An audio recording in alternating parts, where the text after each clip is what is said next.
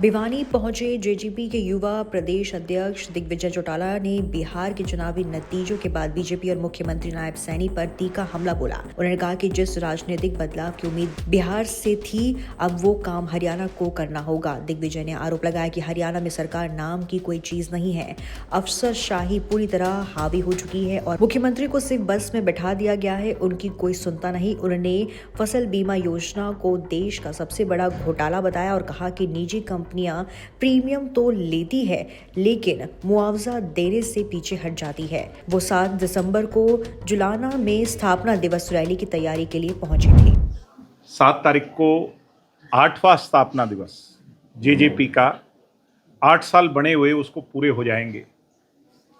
एक पर्व की तरह, एक त्योहार की तरह चौधरी देवीलाल जी की नीतियों का अनुसरण करते हुए पूरे प्रदेश के कार्यकर्ता, बल्कि अन्य स्टेट के कार्यकर्ता भी बड़े जोश और उत्साह से लाखों की संख्या में जुलाना में एकत्रित होने जा रहे हैं।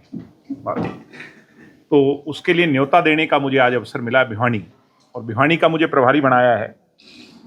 आज मैंने ड्यूटी लगाई है, सभी से बात की है कि हल्का वाइज लिस्टें बनाएं और मैं स्वयं हल्का वाइज जा कर के वो सभी लोगों से मिलूंगा जो भूले भटके किसी कारणवश पार्टी को छोड़कर दूसरे राजनीतिक दलों में चले गए। उनको सबको वापस लेकर के आएंगे, निमंत्रण देंगे, रैली में आने का न्योता देंगे।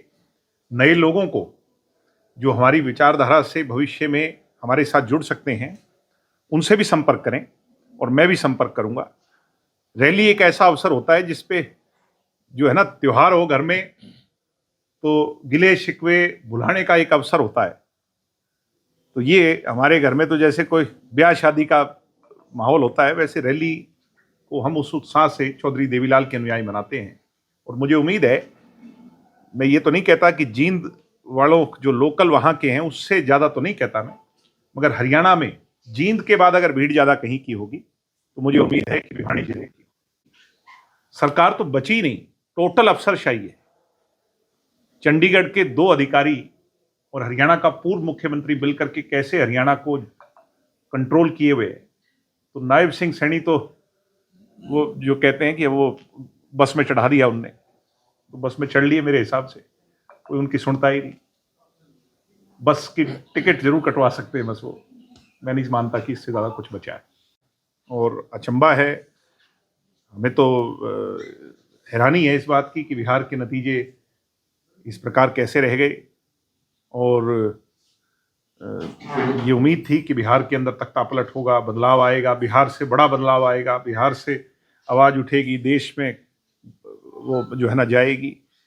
मगर मैं ये मानता हूं कि बीजेपी से लड़ाई लड़ना, उसके लिए किसान, कमेरे, गरीब, मजदूर को अभी बहुत संगठित होना होगा। ये बहुत गहरे लोग हैं, ये लोग प्रॉक्सी वॉर करते हैं, चेहरा दिखाते कुछ और है, पीछे कभी SIR के नाम पर, कभी वोटों के हेरफेर में, कभी धर्म के नाम पर, कभी जाति के नाम पर, कभी किसी और पर लोगों को बहला फुसला करके जो है ना वो कर देते हैं। तो अभी इनसे लड़ने के लिए और ज़्यादा ताकतवर होना होगा। 4 साल पड़े हैं हरियाणा, मैं तो कह रहा था बिहार वाले करेंगे, पर मुझे लगता है ये पहले भी 1977 का दौर देखो, 87 का देखो, 89 का देखो, तो इसका खुंटा तो मुझे लगता है हरियाणा से ही उखड़ेगा। स्कैम, इस देश का सबसे बड़ा स्कैम जो है, इस देश की सबसे बड़ी अनियमितताएं जो है, वो ये प्राइवेट कंपनियों के हाथ में ये जो किसानों का भविष्य तो तराजू में तोल दिया है इन लोगों ने। और वो कंपनियां जो किसानों को लूटती हैं और जब मुआवजा देने की बारी आती है तो मुंह फेर लेती हैं। ये बहुत बड़ा स्कैम है, ये देश का सबसे बड़ा स्कैम है। ये 2G 3G कोयला सबसे बड़ा, उससे भी बड़ा स्कैम है, और इस पे कोई बात नहीं कर रहा देश। ये बहुत चिंता का विषय है।